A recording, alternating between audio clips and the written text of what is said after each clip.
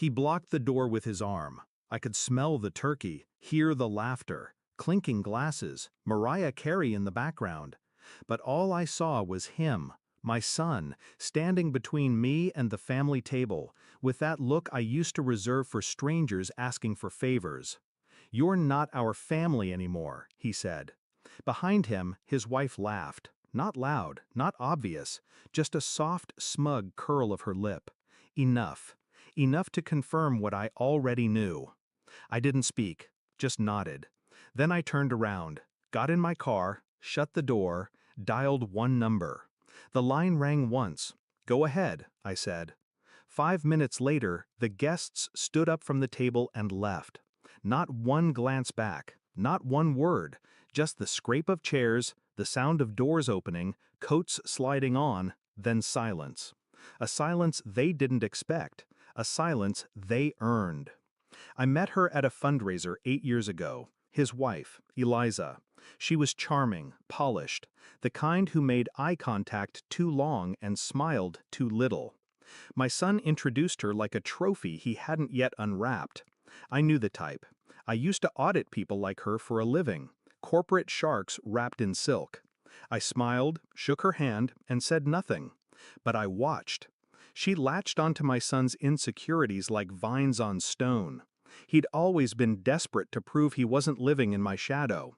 She turned that into her leverage, fed his ego, starved his backbone.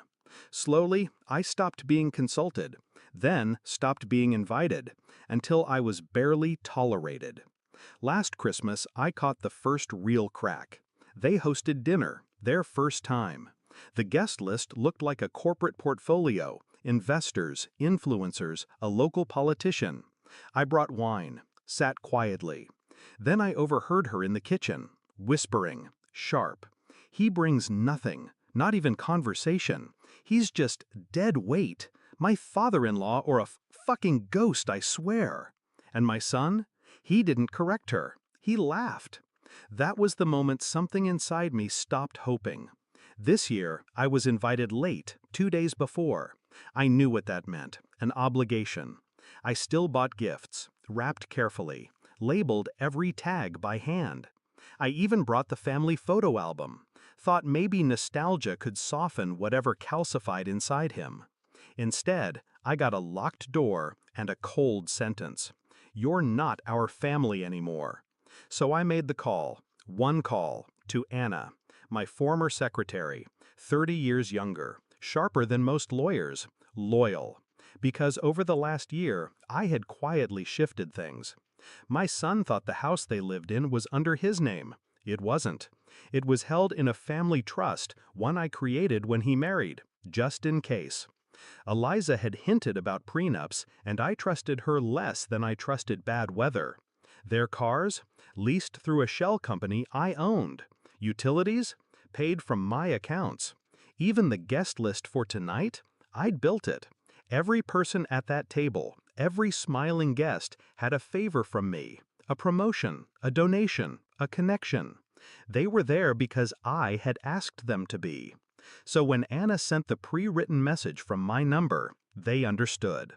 "Leave now, quietly, no drama. We're done here." And they obeyed. I don't know how long they stood in that silence. I imagine Eliza fuming. I imagine my son, blinking, confused, like a child who just broke something expensive and can't undo it.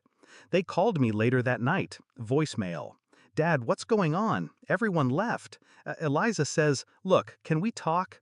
Then a second one. "You're being dramatic. This isn't how you solve things." And finally, a third. "I need to know, are we cut off?" Yes. The fallout took a week. I revoked the trust. They had 30 days to vacate the house. The leased cars were collected within 48 hours. Eliza tried to play nice, called me dad again, sent cookies. I mailed them back. I didn't scream. I didn't curse. I didn't beg for respect. I just ended the game with quiet, clinical precision. People think revenge is about anger. It's not. Anger burns fast and leaves smoke. Revenge, real revenge, is cool. Still, it waits. I waited. I gave him chances, years of them. He let someone chip away at his soul, and when it was gone, he looked at me like I was the extra piece. So I removed myself from the board. Then I took the board with me. Do I miss him? No. I miss the version of him that hugged me at graduations and cried when his mother died. But that boy's gone. What remains is a man who mistook kindness for weakness and thought blood meant forever. But respect? Respect is earned, and I owe him nothing now. Christmas looks different this year, quieter, but peaceful, because for the first time I didn't sit at a table wondering what I did wrong. I sat at my own table, knowing exactly what I did right, and I slept well.